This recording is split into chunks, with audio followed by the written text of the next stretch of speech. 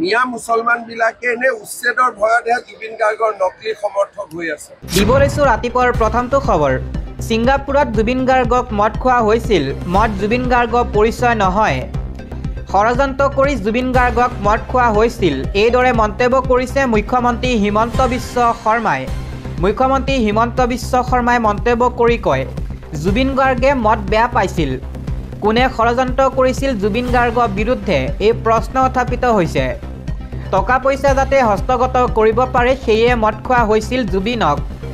SIT ৰিপৰ্টত ওলাব বহু বিস্ফোৰক তথ্য।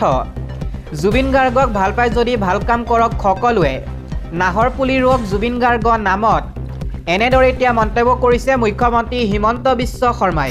দিব লৈছো আন এটা খবৰ। NRCত নাম অন্তৰ্ভুক্ত হোৱা লোকক শীঘ্ৰে পৰিচয় পত্ৰ দিয়ক। NRCত নাম অন্তৰ্ভুক্ত হোৱা লোকক কিয় পৰিচয় পত্ৰ দিয়া হোৱা নাই? অসম চৰকাৰ RG আৰু NRC কৰ্তৃপক্ষলৈ এই জাননী জাৰি উচ্চতম ন্যায়ালয়।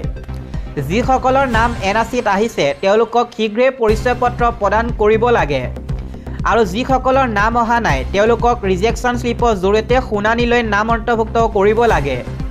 উচ্চতম ন্যায়ালয়ত জমিয়ত উলেমা ইহিন আৰু আমছে দাখিল কৰা লেখ আবেদনৰ শুনানি গ্ৰহণ। অসমৰ NRCত অন্তৰ্ভুক্ত লোকসকলক পৰিচয় পত্ৰ প্ৰদানৰ বাবে হৈছিল শুনানি। শুনানিৰ অন্তত উচ্চতম ন্যায়ালয়ে জাৰি কৰিছে জাননী। শুনানিৰ অন্তত এই মন্তব্য কৰিছে আমছুৰ সভাপতি ৰেজাউল কৰিম সৰকাৰে। দিব লৈছো আন এটা খবৰ। 4 জিলাত লাউডস্পিকাৰৰ বিৰুদ্ধে প্ৰশাসনৰ একশ্যন। 60টাৰো অধিক মছজিদৰ পৰা আঁতৰাই দিয়া হ'ল লাউডস্পিকাৰ। লাউডস্পিকাৰৰ বিৰুদ্ধে একশ্যন মোডত প্ৰশাসন। 4খনকৈ জিলাত মছজিদৰ পৰা আঁতৰাই দিয়া হ'ল লাউডস্পিকাৰ। মৌলবী মৌলানাসকললৈও কঠোৰ নিৰ্দেশ জাৰি কৰা হৈছে। 4খনকৈ জিলাৰ ৰাইজলৈ আদালতৰ গাইডলাইন সন্দৰ্ভতো বৰ্ণনা প্ৰশাসনিক বিষয়াৰ। থানাই থানাই লাউডস্পিকাৰ বিৰুদ্ধে সষ্টম হৈ আছে আৰক্ষী। আৱাসিক এলেকাত নিশা 45 ডেচিবেল আৰু দিনত 55 ডেচিবেল ভলিউমত ব্যৱহাৰ কৰিব পাৰিব লাউডস্পিকাৰ। বিভিন্ন প্ৰান্তৰ পৰা 60টাৰো অধিক মছজিদৰ লাউডস্পিকাৰ আঁতৰালে আৰক্ষীয়ে। প্ৰশাসনৰ নিৰ্দেশনা উলংঘা কৰাসকলৰ বিৰুদ্ধে একশ্যন।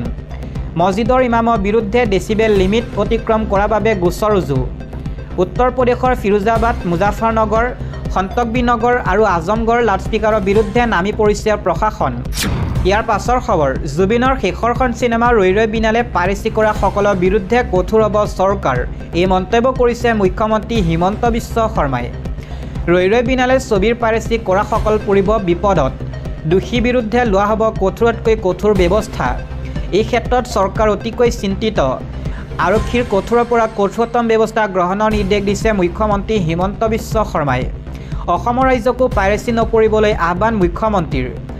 কোনোৱে এই কাম কৰা বুলি গম পালে খবৰ দিয়ক স্থানীয় থানাত। লোৱা হ'ব কঠোৰৰ পৰা কঠোৰ শাস্তি। দিব লৈছো ৰেচন কাৰ্ডৰ হিতাধিকাৰীলৈ এটা জৰুৰী খবৰ।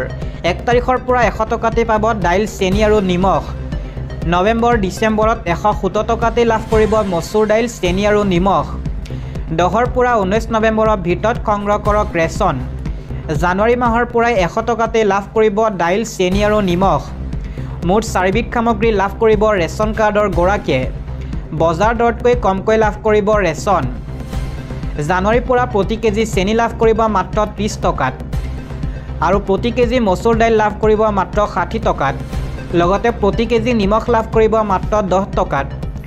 মুখ্যমন্ত্ৰী হিমন্ত বিশ্ব শৰ্মাই কৰিলে এই ডাঙৰ ঘোষণা। ইয়াৰ পাছৰ খবৰ। ধুবুৰীত হাজাৰ হাজাৰ মহিলাই লাভ কৰিলে চৰকাৰৰ 10,000কৈ টকা। 23,000ৰো অধিক মহিলাই লাভ কৰিলে ধন। পুৱাৰে পৰা ধন লাভৰ বাবে হাজাৰ হাজাৰ মহিলাৰ ভিৰ। মুখ্যমন্ত্ৰী উদ্যমিতা আঁচনিৰ অধীনত ধুবুৰী মহিলাক ধন বিতৰণ কৰা হৈছে। ধন বিতৰণ কৰিয়ে মুখ্যমন্ত্ৰীয়ে কৰিলে ডাঙৰ ঘোষণা। শীঘ্ৰেই লাভ কৰিব আন কিস্তিৰ ধন। প্ৰথম কিস্তি 10,000 পিছতে লাভ কৰিব দ্বিতীয় কিস্তিৰ 25,000 টকা। ইয়াৰ পিছতে লাভ কৰিব তৃতীয় কিস্তিৰ 50,000 টকা। পৰৱৰ্তী খবৰ। পিতৃ মাতৃ বিদেশী কিন্তু সন্তান কেনেকৈ স্বদেশী হ'ব পাৰে? বাংলাদেশৰ ভোটাৰে ভোটদান কৰে অসমত। টকালৈ বিদেশীক স্বদেশী সজাইছে বিদেশী ন্যায়াধিকৰণে। NRCত নাম নথকা পিতৃ মাতৃ সন্তানৰ নাম কেনেকৈ অন্তৰ্ভুক্ত হ'ল NRCত? লংকাৰ চৈফুৰ ৰহমান তালুকদাৰক FTAই ভাৰতীয় নাগৰিক বুলি ৰায় দিছে। 1966 চনত ভোট দিয়া বুলি যুক্তিৰে FT আদালতে ভাৰতীয় নাগৰিক বুলি কৈছে চৈফুৰে। বাংলাদেশৰ ভোটাৰ তালিকাতো নাম আছে চৈফুৰ ৰহমান তালুকদাৰ। মুছলমানৰ বসতি থকা সীমান্ত আৰক্ষী সদায় কিয় মুছলমান হয়? বাংলাদেশী মুছলমানৰ বিৰুদ্ধে মাত মতা খিলঞ্জীয়া মুছলমানৰ বিৰুদ্ধে ভুৱা গোচৰৰে বৰ্ডাৰ পুলিচে অসমত 1966 পৰাই পূব পাকিস্তান আৰু বাংলাদেশীক লৈ সিন্ডিকেট চলি আছে। কিয় সকলো তথ্য দিয়াৰ পাছত বাংলাদেশীক গ্ৰেপ্তাৰ নকৰে? সংবাদমেলত এনেদৰে বিস্ফোৰক তথ্য প্ৰাক্তন বিধায়ক শিলাদিত্য দেৱৰ। আন এটা খবৰ, বিয়া পাতিলে এবাৰেই পাতিব, দুবাৰ তিনিবাৰ নহয়। 7 বছৰ পৰ্যন্ত জেল হ'ব দ্বিতীয় আৰু তৃতীয় বিবাহ কৰিলে। অসমত বহু বিবাহ বন্ধ কৰিবৰ বাবে আহি আছে নতুন বিধেয়ক। অগ্ৰহণীয় গোচৰত গ্ৰেপ্তাৰ কৰা হ'ব দ্বিতীয় বিবাহ কৰা সকলক। দ্বিতীয় বিবাহ কৰোৱা স্বামীয়ে নাপাব জামিন। দ্বিতীয় বিবাহৰ ভুক্তভোগী মহিলাৰ চৰকাৰে দিব সাহায্য। চৰকাৰে সহায় কৰিব দ্বিতীয় বিবাহৰ ভুক্তভোগী মহিলাক। জনজাতিসকলে এই নতুন নিয়ম বিধেয়কৰ আওতাত নপৰিব। 25 নৱেম্বৰত বিধানসভাত উত্থাপন কৰা হ'ব বিধেয়কখন। এই ঘোষণা কৰিছে মুখ্যমন্ত্ৰী হিমন্ত বিশ্ব শৰ্মাই। ইয়াৰ পাছৰ খবৰ, মুছলমান সমাজৰ আৰ্থিক উন্নতিক লৈ মুখ্যমন্ত্ৰীৰ শংকা। কি ক'লে সংবাদমেলত? ৰাজ্যিক কেবিনেট বৈঠকৰ পিছত সংবাদমেল সম্বোধন কৰি মুখ্যমন্ত্ৰী হিমন্ত বিশ্ব শৰ্মাই অসমত বৰ্তমান কেৱল জনগাঁথনিত পৰিৱৰ্তন নহয়, আৰ্থিক ক্ষেত্ৰতো এক গুৰুত্বপূৰ্ণ পৰিৱৰ্তন দেখা গৈছে বুলি মত পোষণ কৰিছে। তেওঁ ৰাজ্যৰ মুছলমান সমাজৰ মাজত ক্ৰমে বৃদ্ধি পাই অহা আৰ্থিক সমৃদ্ধিক অসমীয়া জনজাতিৰ দুৰ্বস্থাৰ আৰম্ভণি বুলি উল্লেখ কৰে। মুখ্যমন্ত্ৰীগৰাকীয়ে উল্লেখ কৰে যে পূৰ্বে আমি কেৱল জনসংখ্যা বৃদ্ধিক লৈ চিন্তিত আছিলোঁ, কিন্তু এতিয়া সম্পদৰ আৰ্হিও সলনি হৈছে। মুখ্যমন্ত্ৰীয়ে 2001 চনৰ পৰা 2011 চনৰ চৰকাৰী তথ্য দাঙি ধৰি কয় যে 1 দশকৰ ভিতৰত ৰাজ্যত হিন্দু জনসংখ্যা বৃদ্ধিৰ হ্ৰাস পাইছে। এই তথ্যৰ ভিত্তিত মুখ্যমন্ত্ৰীগৰাকীয়ে কয় যে ৰাজ্যৰ প্ৰায় সকলো ব্লকতে হিন্দু জনসংখ্যা বৃদ্ধি হাৰ পোৱাৰ বিপৰীতে মুছলমান জনসংখ্যা বৃদ্ধি পাইছে। লগতে তেওঁ হিন্দু ধৰ্মাৱলম্বী লোকৰ পৰা মুছলমানসকলে ভূমি ক্ৰয়ৰ ক্ষেত্ৰতো চিন্তা ব্যক্ত কৰে। চৰকাৰৰ পূৰ্ব নিৰ্দেশনাৰ অধীনত এই দিশত চৰকাৰে তীক্ষ্ণ দৃষ্টি ৰাখিব বুলি তেওঁ সংকেত দিয়ে। তেওঁ স্পষ্টকৈ কয় যে অসমীয়া হিন্দু আৰু খিলঞ্জীয়া মুছলমানৰ মাজৰ ভূমি লেনদেনত চৰকাৰৰ কোনো আপত্তি নাই। তথাপি জনগাঁথনিগত পৰিৱৰ্তনৰ সৈতে সম্পদৰ ক্ষেত্ৰত হোৱা এই পৰিৱৰ্তন অসমীয়া সমাজৰ বাবে উদ্বেগজনক বুলি মন্তব্য কৰে। মুখ্যমন্ত্ৰীৰ ভাষাত এই পৰিস্থিতিয়ে অসমীয়া জনজাতিৰ আত্মসমৰ্পণৰ এক নতুন অধ্যায় আৰম্ভণি নিৰ্দেশ কৰে। দিব লৈছোঁ আন এটা খবৰ, জুবিনৰ মৃত্যু সন্দৰ্ভত মিছা মাতি আহিছে মুখ্যমন্ত্ৰী হিমন্ত বিশ্ব শৰ্মা আৰু পবিত্ৰ মাৰ্ঘেৰিটাই। পোহৰলৈ আহিছে বিস্ফোৰক তথ্য। শেহতীয়াকৈ চৰ্চাত থকা ছিংগাপুৰৰ নৰ্থ ইষ্ট ইণ্ডিয়া ফেষ্টিভেলৰ আয়োজন সন্দৰ্ভত এক গুৰুত্বপূৰ্ণ তথ্য পোহৰলৈ আহিছে। স্বতন্ত্ৰ সংবাদ পৰ্টেল দ্য ক্ৰছ কাৰেণ্টৰ দাবী অনুসৰি জুবিন গাৰ্গৰ ৰহস্যজনক মৃত্যুৰ সৈতে জড়িত হৈ পৰা এই হাই প্ৰফাইল অনুষ্ঠানৰ মূল উদ্যোক্তা আছিল ভাৰত চৰকাৰৰ বৈদেশিক পৰিক্ৰমা মন্ত্ৰালয়, যিটো ইংৰাজীত মিনিষ্ট্ৰী অফ এক্সটাৰ্নেল এফেয়াৰ্ছ, চমুকৈ MEA। প্ৰকাশিত বাতৰি অনুসৰি এই ফেষ্টিভেলৰ মুখ্য উদ্যোক্তা আছিল কেন্দ্ৰীয় চৰকাৰৰ বৈদেশিক পৰিক্ৰমা মন্ত্ৰালয়ৰ অধীনস্থ ছিংগাপুৰস্থিত ভাৰতীয় উচ্চায়োগ।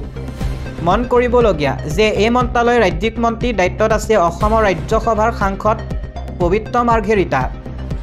বাতৰি অনুসৰি অসমৰ প্ৰাণৰ শিল্পী জুবিন গাৰ্গৰ মৃত্যুৰ পাছত মুখ্যমন্ত্ৰী ডক্টৰ হিমন্ত বিশ্ব শৰ্মাই এই সন্দৰ্ভত লুটিবাগৰ মৰা মন্তব্য কৰি আহিছে। কিন্তু প্ৰাপ্ত তথ্য ইয়াৰ বিপৰীতে ছবি দাঙি ধৰিছে। ছিংগাপুৰৰ ভাৰতীয় উচ্চায়ুক্ত ডক্টৰ শিল্পা কাম্বুলে যোৱা 29 এপ্ৰিলতে এই ফেষ্টিভেল সন্দৰ্ভত অসমৰ মুখ্যমন্ত্ৰী ডক্টৰ হিমন্ত বিশ্ব শৰ্মাক এক বিশেষ পত্ৰ প্ৰেৰণ কৰিছিল। পত্ৰত স্পষ্টকৈ উল্লেখ কৰা হৈছিল যে ফেষ্টিভেলৰ মুখ্য সংগঠক শ্যামকানু মহন্তই অসম চৰকাৰৰ সৈতে যোগাযোগ কৰিব। উচ্চায়ুক্তই তেওঁৰ পত্ৰত মুখ্যমন্ত্ৰী হিমন্ত বিশ্ব শৰ্মাক উদ্বোধনী অনুষ্ঠানত চৰকাৰী বিষয়ববীয়া, উদ্যোগী, ব্যৱসায়ী আৰু সাংস্কৃতিক গোষ্ঠীৰ সৈতে উপস্থিত থাকিবলৈ বিনম্ৰ অনুৰোধ জনাইছিল। আটাইতকৈ গুৰুত্বপূৰ্ণ কথাটো হ'ল একেখন পত্ৰতে ৰাজ্য চৰকাৰক ফেষ্টিভেলৰ বাবে আৰ্থিক সহযোগিতা আগবঢ়াবলৈ অনুৰোধ জনোৱা হৈছিল। 29 এপ্ৰিলত এই পত্ৰ লাভ কৰাৰ পিছত মুখ্যমন্ত্ৰী ডক্টৰ হিমন্ত বিশ্ব শৰ্মাই বিষয়টো আলোচনাৰ বাবে মুখ্য সচিবলৈ পত্ৰখন প্ৰেৰণ কৰি তাত হাতেৰে প্লিজ স্পীক, অনুগ্ৰহ কৰি আলোচনা কৰক বুলি টোকা লিখে। এইটোৱে প্ৰমাণ কৰে যে এই ফেষ্টিভেল সন্দৰ্ভত মুখ্যমন্ত্ৰী শৰ্মা স্পষ্টভাৱে জ্ঞাত আছিল। পৰৱৰ্তী সময়ত 11 মে'ত মুখ্য সচিব ৰবি কোটাই পত্ৰখন এক্ট ইষ্ট পলিচি বিভাগৰ সচিবলৈ প্ৰেৰণ কৰে আৰু নিজৰ টোকাত তেওঁক অনুগ্ৰহ কৰি বৈদেশিক মন্ত্ৰালয়লৈ লিখক আৰু তেওঁলোকৰ পৰামৰ্শ গ্ৰহণ কৰক বুলি নিৰ্দেশ দিয়ে। এই সমগ্ৰ বিষয়তে নিশ্চিত কৰিছে যে জুবিন গাৰ্গে অংশগ্ৰহণ কৰিবলৈ যোৱা ফেষ্টিভেলৰ প্ৰধান পৃষ্ঠপোষকতা ভাৰত চৰকাৰৰ বৈদেশিক পৰিক্ৰমা মন্ত্ৰালয়ে কৰিছিল আৰু অসম চৰকাৰক এপ্ৰিল মাহতে অৱগত কৰা হৈছিল। ইফালে সংবাদ পৰ্টেলটোৱে দাবী কৰিছে যে ভাৰত চৰকাৰৰ বৈদেশিক পৰিক্ৰমা মন্ত্ৰালয়ে এই ফেষ্টিভেল সন্দৰ্ভত তথ্য প্ৰকাশ কৰিবলৈ অস্বীকাৰ কৰিছে।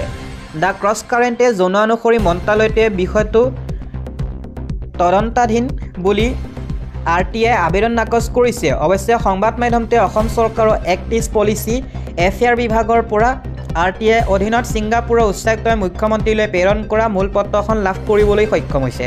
এই সমগ্ৰ ঘটনাক্ৰমে প্ৰমাণ কৰে যে জুবিন গাৰ্গৰ মৃত্যুৰ পিছত অনুৰাগী আৰু ৰাইজৰ ৰোষত পৰা ভয়ত মুখ্যমন্ত্ৰী ডক্টৰ হিমন্ত বিশ্ব শৰ্মাৰ লগতে কেন্দ্ৰীয় ৰাজ্যিক মন্ত্ৰী পবিত্ৰ মাৰ্ঘেৰিটাই এই সন্দৰ্ভত তথ্য গোপন কৰা বা মিথ্যাচাৰ আশ্ৰয় লৈছে বুলি সংবাদ প্ৰতিষ্ঠানটোৱে অভিযোগ কৰিছে।